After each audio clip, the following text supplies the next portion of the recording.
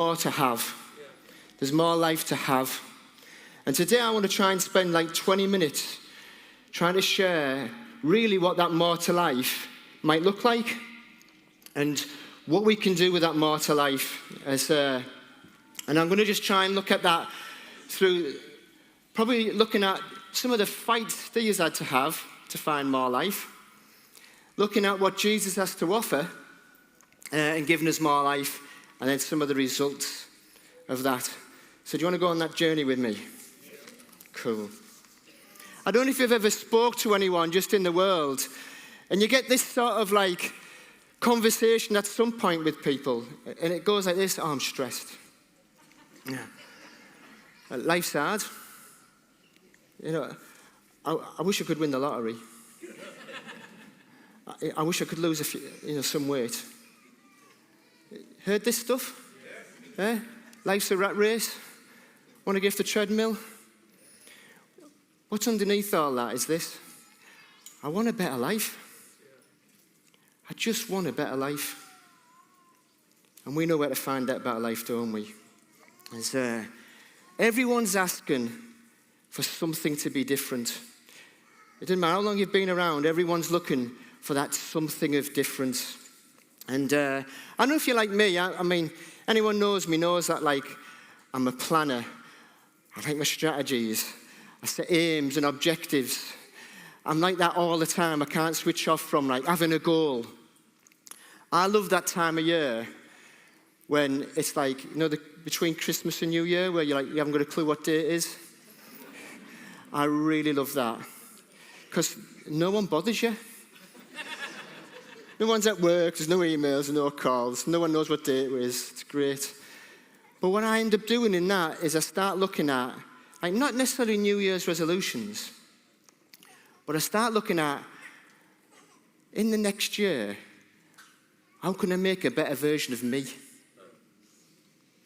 And then I go down this, like, planning and scheming and setting aims and objectives, like how I can get fitter, how I can use my money better, how I can read my Bible better, how I can pray more, how I can adjust my time.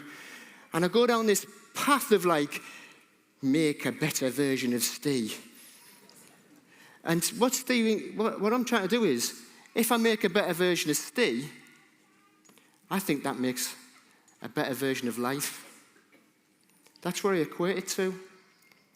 And there's nothing wrong with us making better versions of ourselves. That's a good thing, isn't it, before the Lord? I want to please Jesus. That's what I want to do.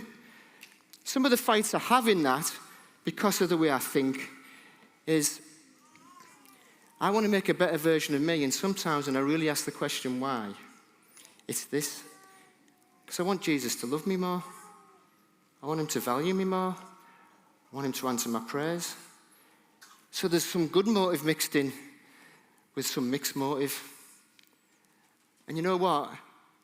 I'm working hard making a better version of me for something that Jesus already given me.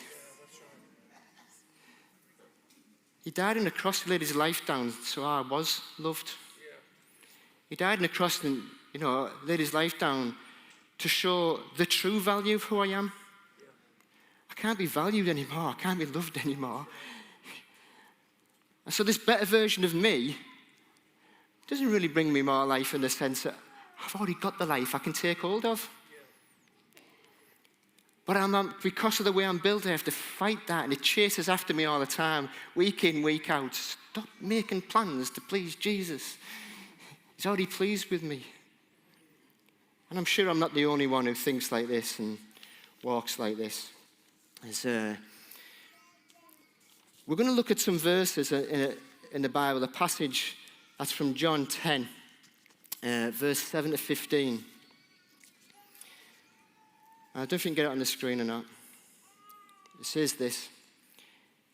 It says, "Therefore Jesus said again, 'Very truly I tell you, I am the gate for the sheep.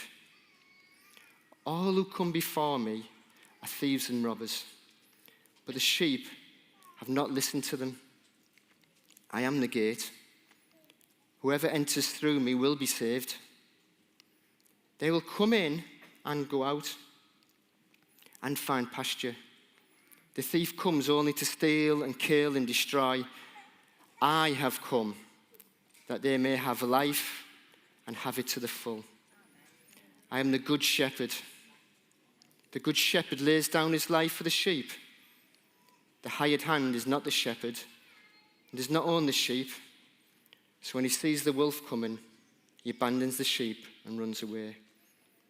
Then the wolf attacks the flock and scatters it. The man runs away because he's a hired hand and cares for nothing for the sheep. I am the good shepherd. I know my sheep, and my sheep know me.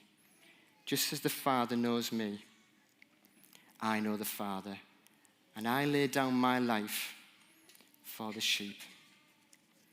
Jesus is saying here that if you want real life, if you want to find where real life lives, it's in him.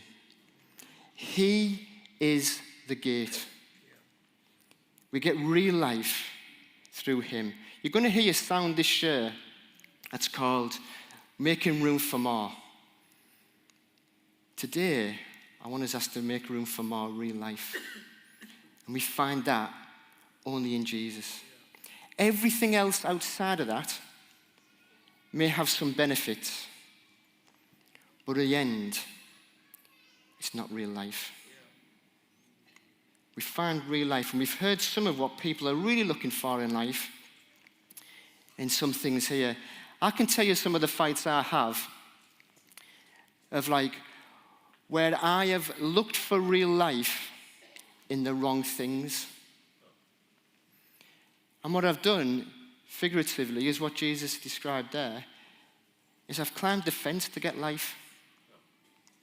Or, if he's the door of life, I've gone through the windows. And I'm guessing I won't be the only one who climbs through windows to find life. Or climbs over the fence to find it when it's right there at the gateway. I can look and say, I can go and get my gym membership and think, I've read on the internet that if I just exercise, it'll sort out my mental health, it'll make me stronger, it'll do A, B, C, D, E. So I get my gym pass. That's going to give me more life.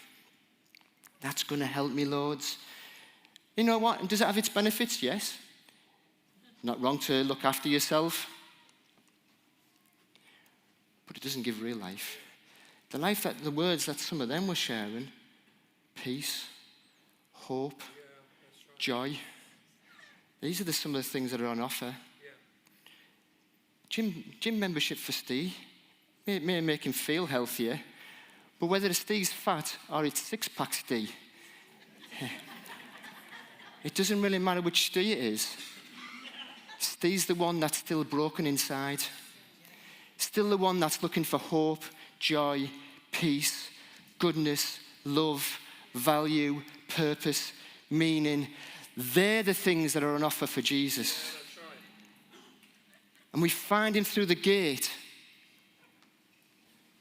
We don't find them things by climbing a fence. It may be for you something different. That fence for you may be, if I only get that better job, that will make my life better. If I only have more money, that will make my life better. All these things come with benefits. If I just get that qualification, that will make my life better. That's real life. And underneath, we're pursuing all those things really because what we're really pursuing is that purpose, that meaning, that hope, that peace. And we're climbing fences that are really empty. We'll go through windows that in the end will disappoint.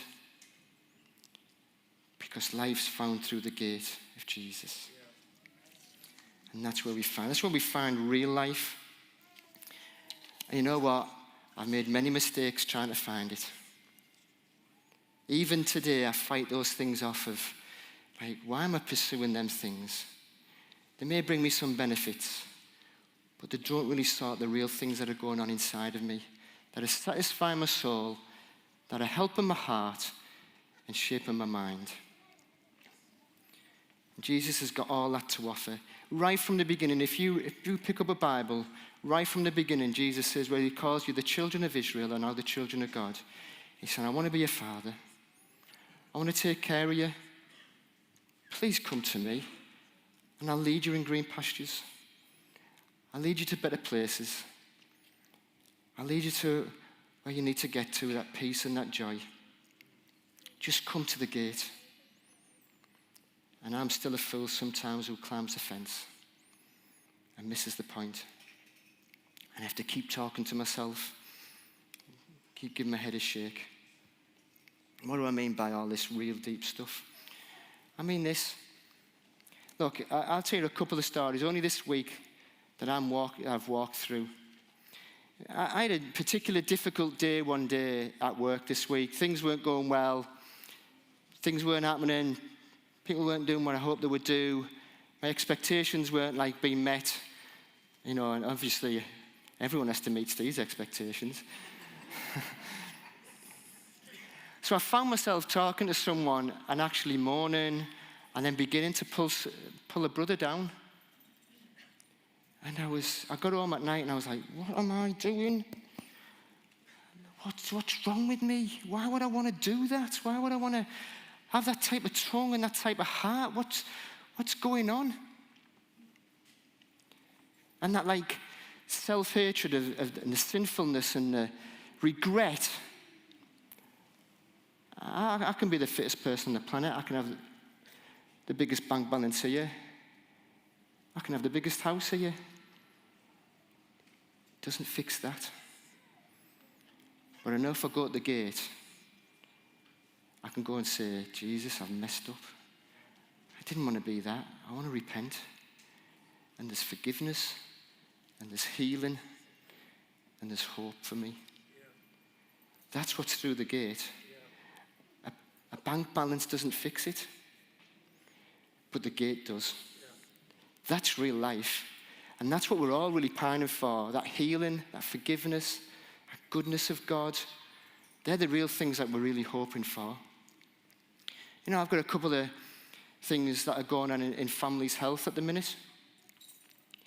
And obviously, when that comes, it can cause some anxiety, some worry. All right, and these couple of things have just this week come about. You know what? I could go over the fence and open a bottle of wine and turn Netflix on for 2 hours and think, you know what, just take my mind off it. But after the wine bottle's gone and after the Netflix is finished, it's still there. I could go for a run thinking, I'll take my mind off it. It's still there. But I know when I cast my burdens onto the gate and I get his presence and I know he loves me, I know I've found what I'm really after. And that's the gate of life. And that's what we're hoping to. When we talk together, whether it's new believers, whether it's believers 20 years, if we're going to make room for more, let's make room for the real life found in Jesus. Jesus says everything else outside of him really is a thief and a robber. The more time you're chasing that bigger house, that more money, it's really robbing you of him. Spending time with him, getting that peace that your soul requires. All these things, there's nothing wrong with them. It's God's prerogative if he wants to give you a load of money, massive house, crack on. God's prerogative to do that. There's nothing wrong with that. But what we're all really searching for is that purpose and that meaning, that love and that value. And that's what's on offer for Jesus today. That's what's really real today. Everything else has come to steal and rob. He says, I am the way to life. You'll find nothing outside of me that will give you any real substance of meaning. I can be the fittest D, the richest D, but I'm still Steve, who still has to walk and find out where real life begins and ends. He said, I am the good shepherd. He's not just the gateway to life. He's the shepherd of life. What do I really mean by that? He's a good shepherd. It's really this. If you've come to Jesus to have our magic wand and he's going to, I'll fix everything. He's not a magic wand father. If that's what you've come for, a magic wand father, he's not that. But I tell you what he is. He's a good shepherd. He knows every pain, every hurt, every joy, every high, every low. And he says, you know what, I want to walk alongside you. And I'll never leave you. And I'll never forsake you. And the good shepherd wants to guide me and guide me through the darkness. And guide me through the pain. And have a relationship with me where I find the beauty in him of what real life's about. The good shepherd does that. I don't know if you can bring that other verse up that I've got. Matthew 11, 28, 30. It says this, come to me, all who are weary and burdened, and I will give you rest.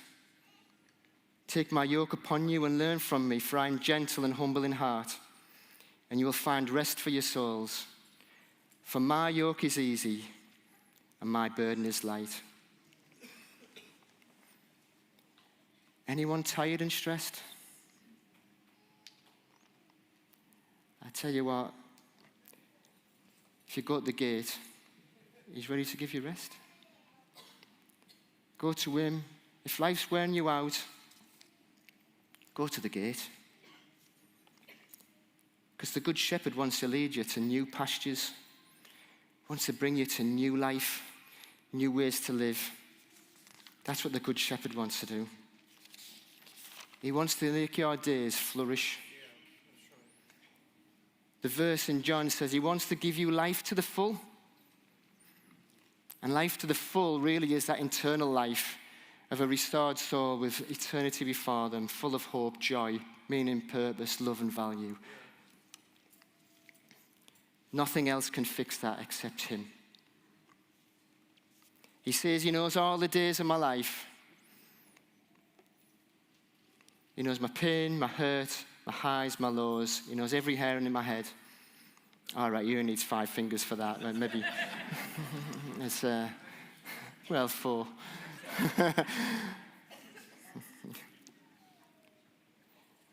What he's saying is, I know you, and every part of you. And you might be thinking today, yeah, but he doesn't know what I've gone through. He doesn't know what's going on in me. He doesn't know my circumstances. But he does.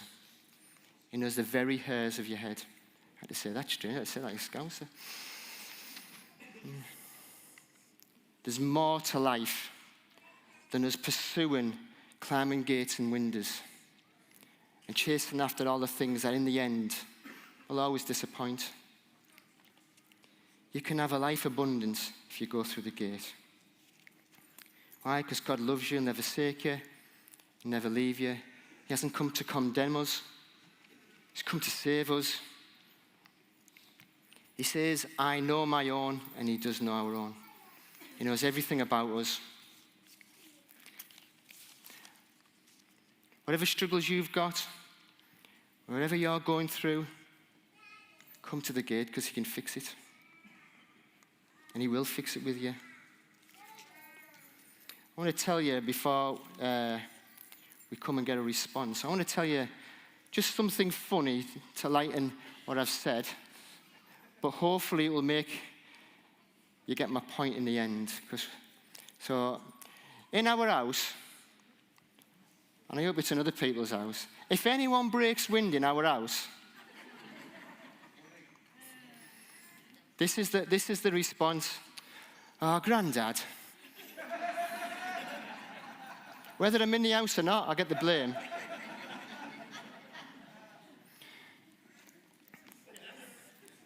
I always get the blame. And if the grandkids are around, obviously they're only little kids. They don't even know what day it is. My response is this. Hey, Grandad only pumps on a Sunday, and it's not Sunday.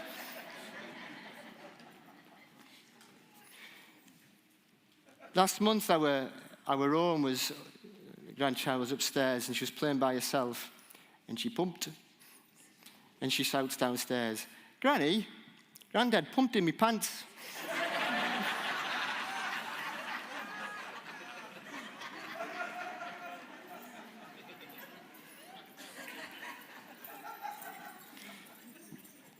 Why have I told you that? There's a point. None of us were taking responsibility for breaking wind. Today, I'm inviting you to take responsibility for your own life. You can continue climbing through windows, climbing the fence, or you can take responsibility. You might be blaming your circumstances, you might be blaming others, you might be blaming yourself. I'm asking you today to take responsibility and find life today.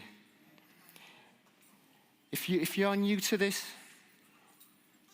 and your life's a mess, and you've never met Jesus, he wants to give you not just a brand new life, he wants to give you a rich, abundant, full life. If you've been around here 20 years, and you've got some regrets, and you thought, you know what, just like Steve, I'm still climbing a few fences. I'm still climbing through a few windows. The offer's today to come forward, get some prayer for that. Jesus says, my sheep can come in and go out of the fence. We can come in and go. If you've come in and have been climbing fences, I invite you today to come forward and come back through the gate and look at life through the gate. Guys, I'm going to lead us into something. So please come forward. If you want to know Jesus, tell the person next to you, come forward for prayer. If you want to have much more life to the full, a real life, not life pursuing through a gate, through a window or climbing a fence, you've got some regrets, come forward for prayer and get some prayer.